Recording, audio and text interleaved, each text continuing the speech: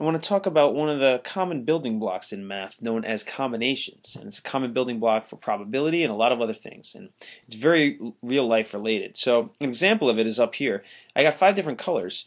An example would be like, how many ways can I choose 3 of those colors, right? So like yellow, orange, and green would be one combination. Brown, pink, and green would be another combination of those 3. And the notation for that is written 5C3, or as I like to say, 5 choose 3.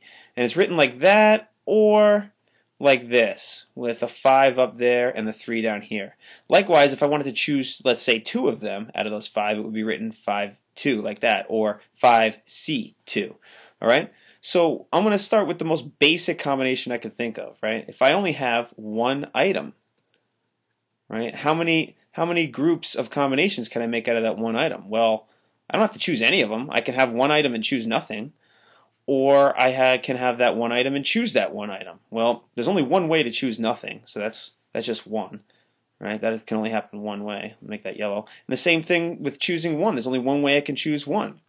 Okay, so that's with one item. What if I have 2 items, right? Well, how many combinations can I make out of that? Well, I can choose none, right? I can choose one, or I can choose both of the items, right? Well, if I choose none of the items, there's only one way I can do that. Again, if I choose both of them, there's only one way I can do that. But choosing one of them, there's 2 ways. I can choose one or I can choose the other. So there's 2 ways to choose that. All right? Let's keep going. That's 2 of them. Now, what if I have 3 items? Right? Now, you might see the pattern already. I can choose none.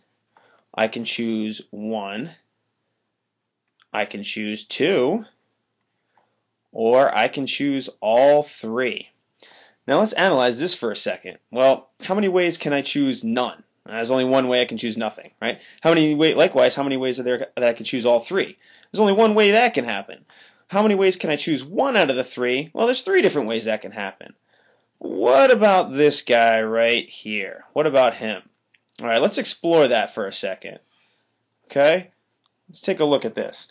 Let's say I had 3 items, A, B, and C. Maybe I'll just change the color to make it a little bit more fun. And what am I trying to do? I'm trying to choose 2 out of those 3, right? So I want to choose 2. So I'm going to write 3C2 so I don't forget up there. And then I'm going to do these in pink. Now, I can choose AB, right? That's 1.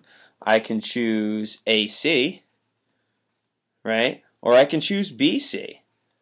Now, and I'm saying that AB is the same thing as BA, and AC is the same thing as CA. So I'm not going to count those, right? So there's 3 different ways that I can choose that. So I'll go up here and I'll write my 3 right there. So now let's go down.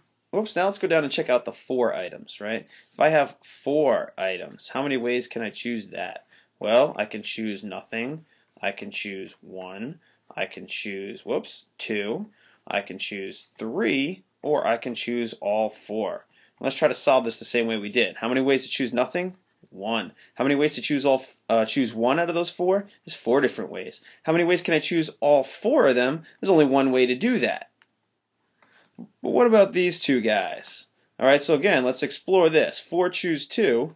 4 choose 2, right? I'm going to use my A, B, C, D, and I want to make pairs. So AB, AC, AD, BC, BD, and CD. That's 3, 2, 1, or 6 ways that can happen. So that's a 6 right here. And now what about this? 4 choose 3. Let's take a look at that guy. So I have A, B, C, D again, and I want to make 3s. So I have ABC, or ABD, or BCD, or ACD, right? So there's 4 ways. Now try to look at a pattern here. Look for a pattern. I had 1 and 1.